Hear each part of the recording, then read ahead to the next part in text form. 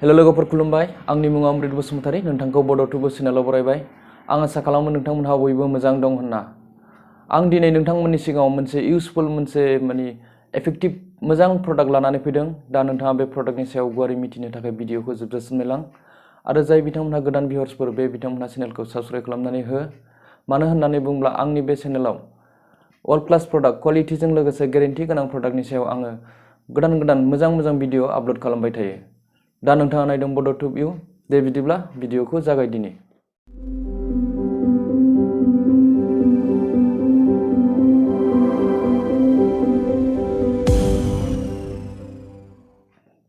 आं जे प्रडाक्टनि खोथा बुंदों बे प्रडाक्टआनो जाहैबाय नोंथांमोन मडिकेयारनि एसेन्शियेल रेन्जनि soft and smooth intensive foot care cream नोंथांमोन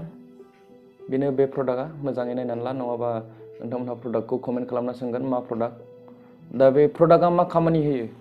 आरो मा जों बेहाय इनग्रेडियेन्ट्सफोर मोननाय जायो आरो माबोरैहाय इउज खालामनांगौ दा बिनि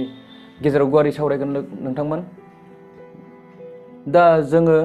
बे प्रडाक्टखौ माहाय इउज जायो होननानै बुङोब्ला दा गोजां बोथोर फैबाय जोंनावहाय विन्टार सिजन फैबाय दा जोंनि आथिङा बा जोंनि स्किना ड्राइ जानो हमबाय लासैनो गोरान जाबोनो हमो दा बेवहाय जोंनि आथिङा बे आथिङाव गावो जेरैहाय आफाथालायावहाय जोंनाव क्रेक जायो दा बेवहाय बे प्रडाक्टआ जोबोद इउजफुल आरो नोंथाङा बे प्रडाक्टखौ 5 to 10 days इउजआवनो नोंथांनि बे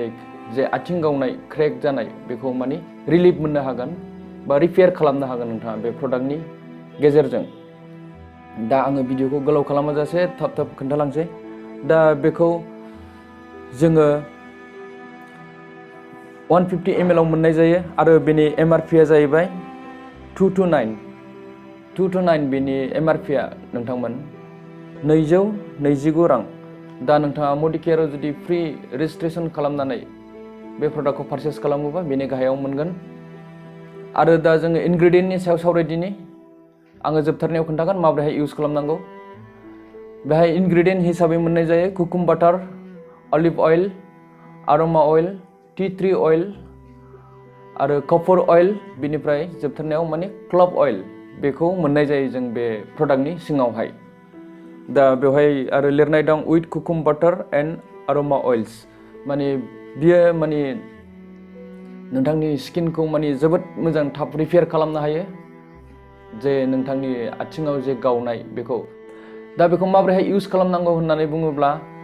बेखौहाय इउज खालामनो थाखाय सिगांग्रो नोंथांनि जे आथिङा क्रेक जादों बा गावदों बेखौहाय दुंबुर दैयावहाय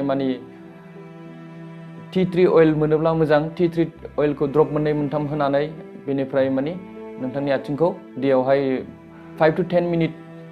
सोमहाबनानै लानांगोन मोजां आथिंखौ साफा खालामनांगोन क्लिन खालामनांगोन बिनि उनावहाय 10 मिनिटसो ड्राइ खालामनांगोन गोरान खालामनांगोन आथिंखौ बिनि उनावहाय बेखौहाय एप्लाइ खालामनांगोन दिनावहाय 2 times फुङावहाय आरो उन्दुनाय समावहाय नोंथाङा बेखौ 2 times इउज खालामनांगोन अब्ला थाब रिजाल्ट मोननो हागोन नोंथाङा बे आथिं गावनायनिफ्राय रैखा मोनगोन थाब बेनिफिट मोनगोन थाबैनो दा आं आसा खालामो एसेब्लाबो नोंथांमोनहा बे प्रडाक्टखौ इउज खालामसिगोन होननानै गोजां बोथोराथ' सफैबाय बयनिबो आथिङा जोंनावहाय क्रेक जानो हमो गावलांनो हमो बेनिखायनो बे प्रडाक्टखौ इउज खालामोब्ला जोबोर मोजां मार्केटावबो मोनो नाथाय मार्केटनि प्रडाक्टआ इउजफुल नङा नोंथांमोन आरो मडिकेयारनि मोनफ्रोमबो प्रडाक्टआव आं सिगांनिफ्रायनो बुंबोखादों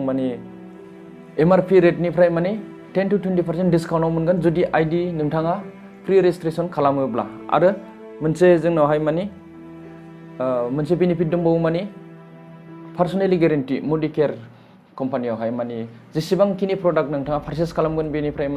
बेवहाय नोंथाङा गेरेन्टि मोननो हागोन जुदि प्रडाक्टआ मोजां नङाबा डेमेजबा नोंथाङा बेखौ बिलजों लोगोसे 30 daysनि गेजेरावहाय रिटार्न खालामनानै बिनि प्राइसखौ नोंथाङा बिनि बेसेनखौ मोनबोफिनगोन गोबां मार्केटावहाय गोबां डाइरेक्ट सेलिं कम्पानिसफोर दङ आरो जोंनि मार्केटावहाय गोबां बेबायदिनो फुड केयार प्रडाक्ट मोननाय जायो नाथाय बेवहाय नोंथांमोनहा गेरेन्टि मोननाय नङा दा बेवहाय आङो गोरायै बुंनो हायो जोंनि प्रडाक्टआ जे गेरेन्टि दङ आरो 110% बियो नोंथांनि जे आथिं क्रेक जानायखौ बियो रिपेयार खालामनो हायो होननानै। दा आं आसा खालामो नोंथांमोनहा इउज खालामसिगोन होननानै। दा भिडिअखौ मोजां मोनदोंबा लाइक शेयार कमेन्ट खालाम आरो घन्टिनि सावगारियाव थुनानै हो जाहाथे नोंथाङा सिगांग्रो नटिफिकेसन मोननानै आंनि गोदान भिडिअ आपल'ड खालामनायखौ सिगांग्रो नायनो हायो।